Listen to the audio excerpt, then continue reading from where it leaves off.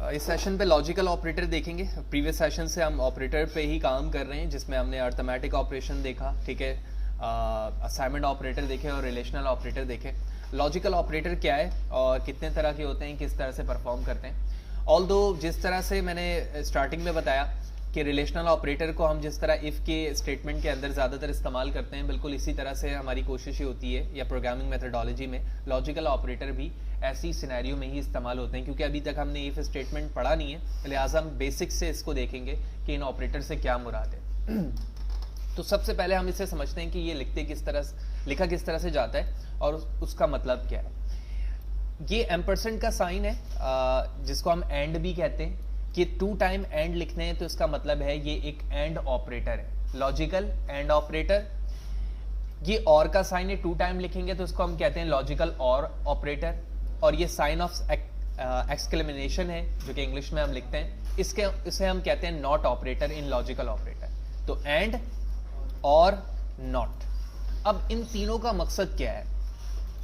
ऐसे बहुत से सिनेरियोज हैं जहां पर आप 2 कंडीशन को या 2 से ज्यादा कंडीशन एक साथ लिखते हैं और आप ये चाहते हैं कि दोनों की कंडीशन ट्रू हो, या सम टाइम आप ऐसी कंडीशन रखना चाहते हैं जिसमें से आप ये कहते हैं कि 2 कंडीशन तो है लेकिन एक भी कंडीशन अगर ट्रू होती है तो आपकी बॉडी एग्जीक्यूट हो जाए, ठीक है। और इसी तरह बात सिनेरियो ऐसा भी है जहां पर आप ट्रू वैल्यू लिखते हैं और आप चाहते हैं वो फॉल्स हो जाए, या फॉल्स लिखूं तो वो ट्रू हो जाए।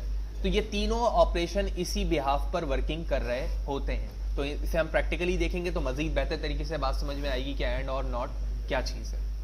तो कुछ वेरिएबल डिफाइन करता हूँ। a = 1, b = 2, c = 3 and d = 4। फिर मैंने यहाँ पे लिखा इंटीजर रिजल्ट, ठीक है। रिजल्ट पे मैंने कहा a = b, इसके बाद मैंने एंड का साइन लगाया। फिर इसके बाद लिखा मैंने c is less than d, semicolon. उसके बाद मैं इसे प्रिंट करवाता हूं, तो %d/n टर्मिनेट यानी नेक्स्ट लाइन पर आने के लिए, और उसके बाद मैंने यहां पर लिख दिया रिजल्ट। देखें, अगर मैं इसको रीड करूं, इस रिजल्ट को जो एक्सप्रेशन पे मैंने लिखा है, तो एक वेरिएबल है रिजल्ट, ठीक है। जूम करते हैं तो सबसे पहले मैंने कहा कि a = b। तो क्या ऐसा है, वाज़ेह रहे कि ये जो ऑपरेशन है ये हमारे ऑपरेटर रिलेशनल है जो हम पढ़ चुके हैं, ठीक है। इसी तरह इसमें लेस देन का साइन भी है, वो भी हम पढ़ चुके हैं। तो ये एक सेपरेट कंडीशन है, ये एक सेपरेट कंडीशन है, इन दोनों के दरमियान एंड ऑपरेटर है। और अभी हमने बेसिक डेफिनेशन पे पढ़ी कि एंड ऑपरेटर जिन 2 ऑपरेशन के दरमियान होता है उन दोनों का ट्रू होना जरूरी है, यानी कि राइट होना जरूरी है। तो पहली कंडीशन देखा जाए तो पहली कंडीशन फॉल्स हो गई। तो जब पहली ही कंडीशन फॉल्स हो गई है तो मुझे आगे जाने की जरूरत नहीं है। इसकी वजह यह है कि एंड में तो तमाम कंडीशन का ट्रू होना जरूरी है, लेकिन फिर भी हम चेक कर लेते हैं।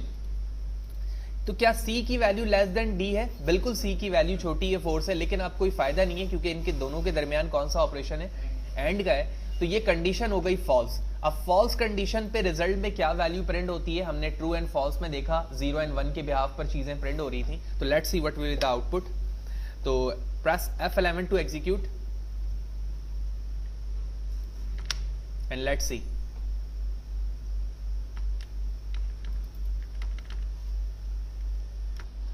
हमने जैसे डिस्कस किया कि एंड का ऑपरेटर हमारे लिए क्या उस वक्त वैल्यू सक्सेसफुल रिटर्न करेगा जब दोनों की कंडीशन का ट्रू होना जरूरी है, जो कि हमने पहले अभी डिस्कस किया है। तो इसके बिहाफ पर हमारा आउटपुट क्या आना चाहिए कि ये वैल्यू ट्रू नहीं है, फॉल्स है, जबकि ये ट्रू है। तो दोनों के दरमियान एक भी कंडीशन अगर फॉल्स हो जाती है तो हम इन पूरी कंडीशन को क्या मानेंगे? फॉल्स मानेंगे, यानी रिजल्ट की जो वेरिएबल में वैल्यू स्टोर होगी वह फॉल्स होगी। Let's see what will the output. तो मैंने F11 प्रेस किया और आप देख रहे हो कि 0 वैल्यू यहाँ पर प्रिंट हो चुकी है। लेकिन अगर मैं इसे ट्रू कर दूं, यानी मैं इस इक्वल साइन की जगह नॉट इक्वल लिखता हूं, तो इसका मतलब है both are not equal, a and b। Similarly अगर मैं c और d की बात करूं तो c लेस देन है d से, तो दोनों ही कंडीशन ट्रू हो गई। तो अब इसमें 0 के बजाय 1 स्टोर होना चाहिए, ठीक है। F11 प्रेस करता हूं और आप देख रहे हैं इसकी वैल्यू 1 रिटर्न हो गई। इसका मतलब है कि ये कंडीशन ट्रू हो गई है। एज इट इज, जिस तरह मैंने नॉट के लिए काम किया है, बोथ आर ट्रू, तो मैं इसे 1 को फॉल्स कर देता हूं ताकि हमें बेहतर तरीके से बात समझ में आए। इसे कॉपी करता हूं, पेस्ट, तो इससे हम कर देते हैं 2 इसे करता हूँ मैं 3 एंड टॉप वाले को हम 1 कर देते हैं, तो 1 2 एंड 3। तो यहाँ पर एंड का साइन, और इसी तरह नॉट के लिए हम क्या करेंगे, एक ही एक्सप्रेशन को लेंगे और यहाँ पर साइन ऑफ एक्सक्लेमेशन लगाएंगे जो कि नॉट के लिए रिजर्व है। तो पहली कंडीशन हमारी फॉल्स थी, जिसके लिए यहाँ पर हमारी जो वैल्यू है वो रिटर्न हुई। जबकि अगर मैं दूसरी की बात करूं तो ये एंड और ऑपरेटर है, और ऑपरेटर के अंदर जितनी भी कंडीशन हो उन तमाम कंडीशन में से एक कंडीशन भी अगर ट्रू होती है तो पूरे एक्सप्रेशन को ट्रू माना जाता है और उसी बिहाफ पर इस रिजल्ट 2 के अंदर वैल्यू स्टोर होगी। वेयर एज नॉट की अगर मैं बात करूं तो नॉट साइन हमेशा हमारे एक्सप्रेशन के ओरिजिनल रिजल्ट को रिवर्स कर देता है।